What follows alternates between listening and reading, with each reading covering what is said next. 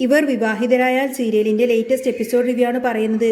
അങ്ങനെ അച്യുതൻ ആകെ വിഷമത്തിലായിരിക്കും. ഭൂമിജയെ തനിക്ക് നഷ്ടപ്പെടുമോ എന്ന പേടി അയാളുടെ ഉറക്കം കെടുത്തിയിട്ട് നാളുകളായി.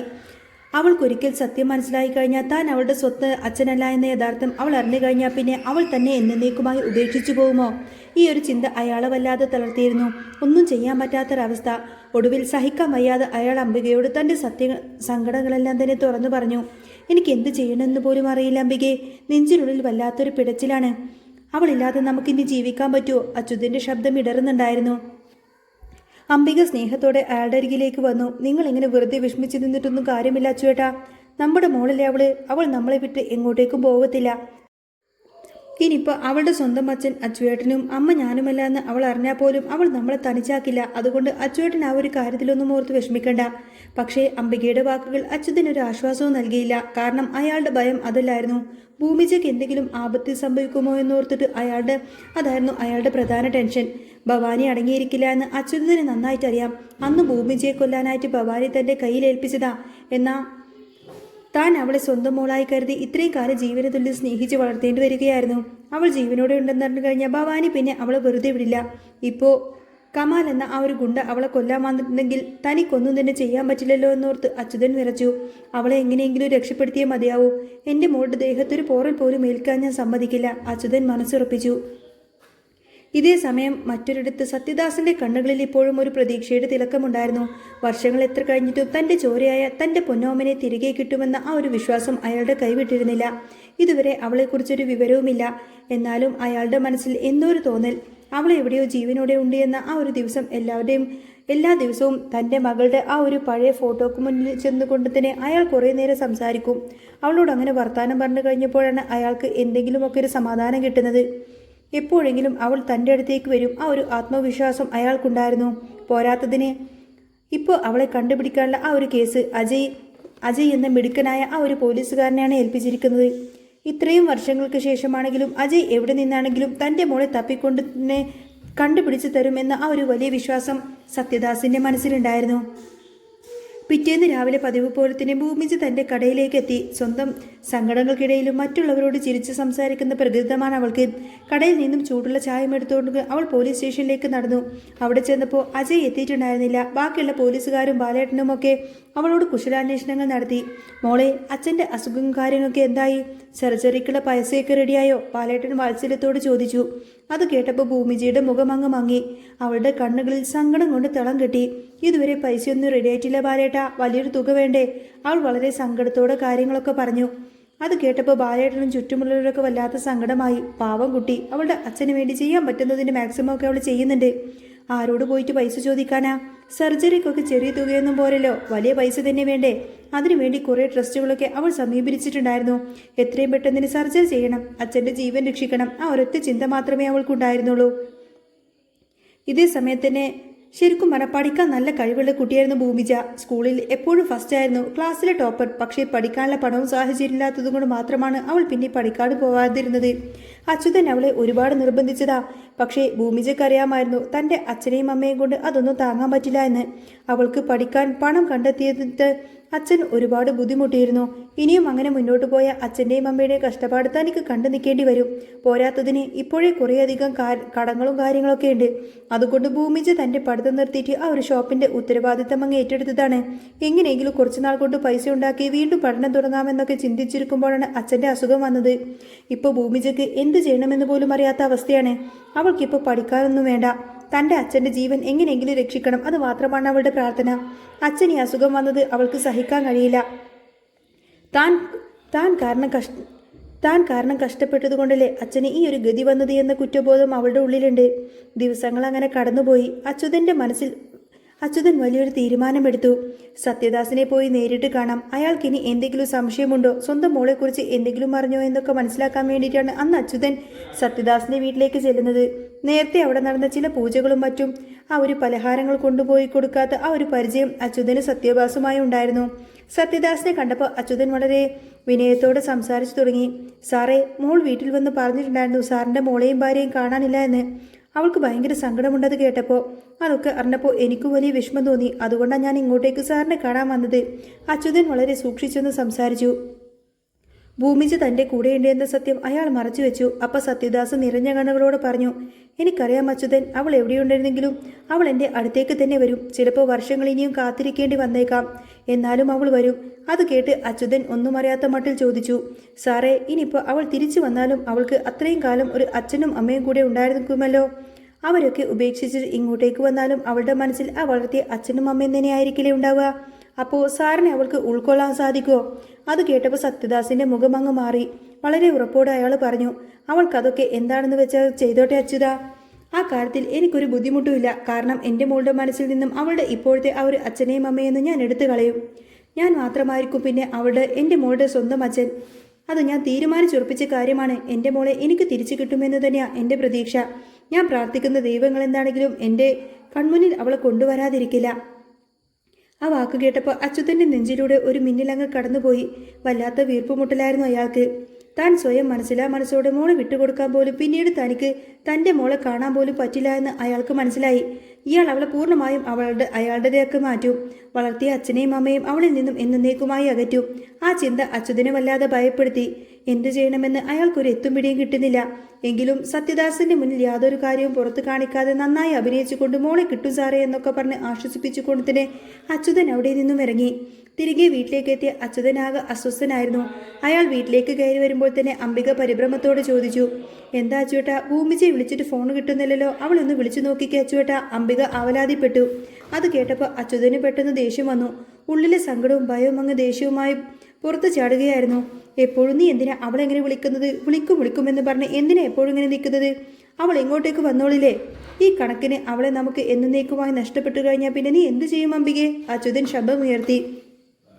അംബിക ഞെട്ടിപ്പോയി. നഷ്ടപ്പെട്ടു പോകുമെന്നോ? അച്ചുവേട്ടൻ എന്താ ഈ പറയുന്നത്? അംബികയുടെ കണ്ണുകൾ നിറഞ്ഞു. അത് കണ്ടപ്പോൾ അച്യുതനാകെ സങ്കടമായി. തൻ്റെ ദേഷ്യം അസ്ഥാനത്താണെന്ന് അയാൾക്ക് തോന്നി. അയാൾ അംബികയുടെ അടുത്തേക്ക് ചെന്നു. അതല്ല അംബികെ, എനിക്ക് നല്ല ഭയമുണ്ട് അവളെ നമുക്ക് നഷ്ടപ്പെടുമോ എന്ന്. ഇനി നഷ്ടപ്പെട്ടു കഴിഞ്ഞാൽ നമ്മളത് സഹിക്കേണ്ടേ? അവളുടെ ഒരു അച്ഛൻ ഇപ്പോഴും കണ്ണീരോടുകൂടി അവൾക്ക് വേണ്ടി കാത്തിരിക്കാണ്. പ്രാർത്ഥനയോടുകൂടി എനിക്കത് കണ്ട് സഹിക്കാൻ പറ്റുന്നില്ല. എന്നാൽ നമ്മുടെ വീളം വിട്ടുകൊടുക്കാനും എനിക്ക് പറ്റുന്നില്ല. എന്ത് ചെയ്യണമെന്നൊന്നും എനിക്കറിയില്ല അംബികെ, അച്യുതൻ വിതുമ്പലോടെ പറഞ്ഞു. അവൾക്ക് എന്തെങ്കിലും ആപത്ത് സംഭവിച്ചിട്ടുണ്ടെങ്കിൽ അതെനിക്ക് സഹിക്കാൻ പറ്റില്ല. എൻ്റെ ഉള്ളിൽ വലിയൊരു ഭാരം അച്യുതൻ അംബികയുമായിട്ട് അങ്ങ് പങ്കുവച്ചു.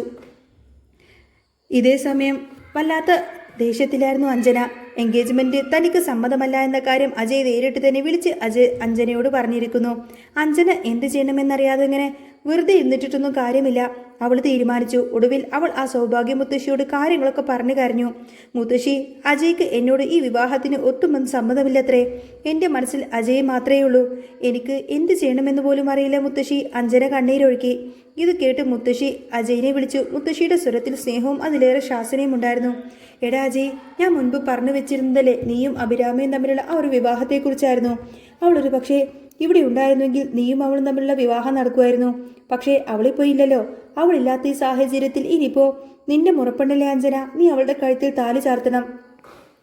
അജയ് വല്ലാതെ ബുദ്ധിമുട്ടി. അത് പിന്നെ മുത്തശ്ശി, നീ കൂടുതലൊന്നും പറയണ്ടടാ. മുത്തശ്ശി തറപ്പിച്ച് പറഞ്ഞു, നീ അവളുടെ കഴുത്തിൽ താലി ചാർത്തിയേ മതിയാവൂ. ഇതെന്റെ തീരുമാനമാണ്. ഇവിടെ എല്ലാവർക്കും അത് സമ്മതമാണ്. മുത്തശ്ശി, എനിക്കിപ്പോൾ അങ്ങനെ ഒരു ചിന്തയൊന്നുമില്ല. അവൾ നല്ല കുട്ടിയല്ലേടാ, നിനക്ക് ചെറുപ്പം മുതലേ അറിയാവുന്ന കുട്ടിയല്ലേ. പിന്നെ നീ എന്തിനാ അവളെ ഇങ്ങനെ അവോയ്ഡ് ചെയ്യുന്നത്? എന്തായാലും ഈ ഒരു കാര്യം ഞങ്ങൾ തീരുമാനിച്ചു കഴിഞ്ഞതാ. അതിനി ഒരു മാറ്റവും ഉണ്ടാവുന്നില്ല. ഇനി അധികം വൈകാതെ തന്നെ എൻഗേജ്മെന്റും കാര്യങ്ങളൊക്കെ നടക്കും. മുത്തശ്ശി തീർത്തും പറഞ്ഞു. അജയ്ക്കത് വല്ലാതെ പ്രതിസന്ധിയായി മാറി. ഈ സമയത്തന്നെ അജയും ഭൂമിജിയും തമ്മിൽ കൂടുതൽ അടുക്കാണ്. പണ്ട് ഭൂമിജിയോടുണ്ടായിരുന്ന ആ ഒരു ദേഷ്യവും മുൻവിധികളും എല്ലാം തന്നെ അജയുടെ മനസ്സിൽ നന്നായി പോയിട്ടുണ്ടായിരുന്നു. അവളുടെ കഷ്ടപ്പാടും നന്മയൊക്കെ അയാൾ തിരിച്ചറിഞ്ഞു. ഒരു ദിവസം അജയും ഭൂമിജയും കൂടി ചിരിച്ച് സംസാരിച്ചു പോകുന്ന കാഴ്ച അഞ്ജന കാണാനിടയായ അഞ്ജനക്കതൊട്ടും സഹിച്ചില്ല. അവളുടെ ഉള്ളിൽ അസൂയയുടെ തീ പടർന്നു. അവൾ നേരെ വീട്ടിൽ പോയിട്ട് ഭവാനിയോട് പരാതി പറഞ്ഞു.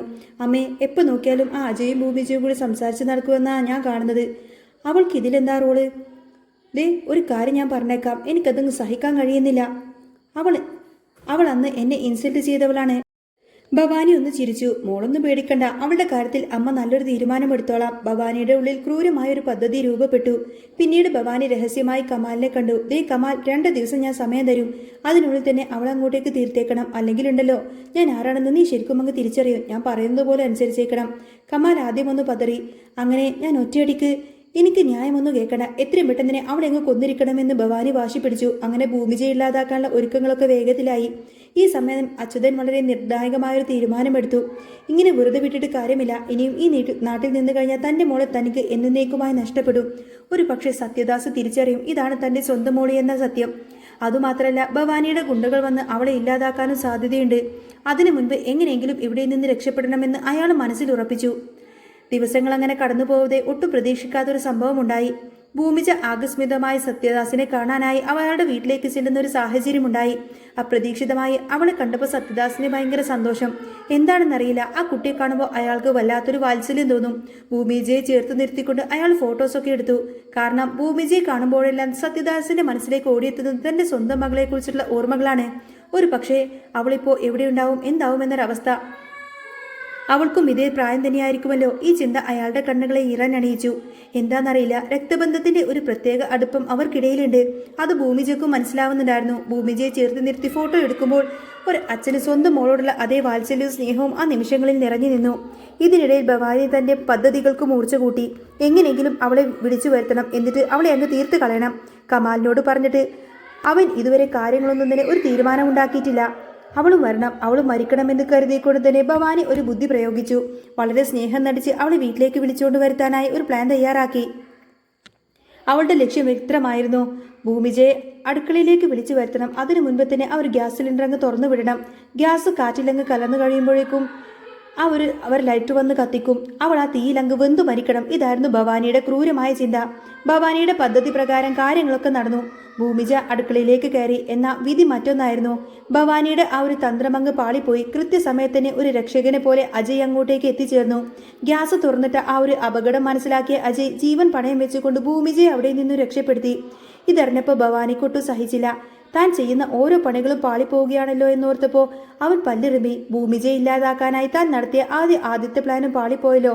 അന്ന് അച്യുതനെയാണല്ലോ അവൻ രക്ഷപ്പെടുത്തിയത്. ഈ സംഭവം കൂടെ അറിഞ്ഞപ്പോൾ അച്യുതനൊരു കാര്യം തീർച്ചയായിരുന്നു. ഇനി ഈ നാട്ടിൽ നിന്നിട്ട് ഒരു നിമിഷം പോലും നിൽക്കാൻ തൻ്റെ മോളുടെ ജീവൻ ആപത്തിലാവുമെന്ന് അച്യുതൻ തീരുമാനിച്ചു. അയാൾ ഈ കാര്യങ്ങളൊക്കെ ഭൂമിജയോട് പറഞ്ഞു. മോളെ, നമ്മൾ ഇനി ഇവിടെ നിന്ന് വേറൊരു സ്ഥലത്തേക്ക് പോവുക, പെട്ടെന്ന് തന്നെ ഇറങ്ങണം. പക്ഷേ ഭൂമിജയ്ക്ക് അതൊരു വല്ലാത്ത ഷോക്കായിരുന്നു. വല്ലാത്തൊരു ബുദ്ധിമുട്ട് അവൾക്ക് അനുഭവപ്പെട്ടു.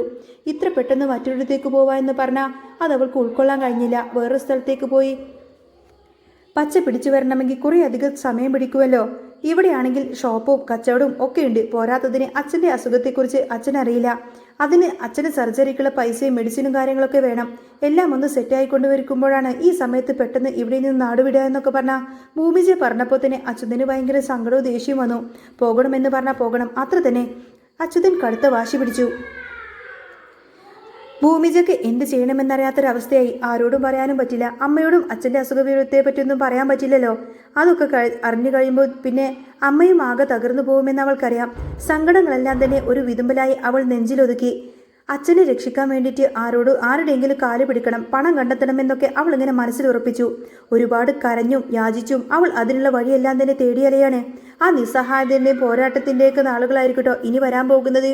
അപ്പോൾ ഇവർ വിവാഹിതരായ സീരിയലിൽ ഇനി വരാൻ പോകുന്ന നല്ല സൂപ്പർ അടിപൊളി ത്രില്ലിംഗ് എപ്പിസോഡാണ്. നിങ്ങൾക്ക് ഈ ഒരു ചാനൽ ഇഷ്ടമാണെങ്കിൽ സബ്സ്ക്രൈബ് ചെയ്യാനും സപ്പോർട്ട് ചെയ്യാനും മറക്കല്ലേ. നെക്സ്റ്റ് വീഡിയോ ആയിട്ട് ഉടനെ വരാം. ബൈ.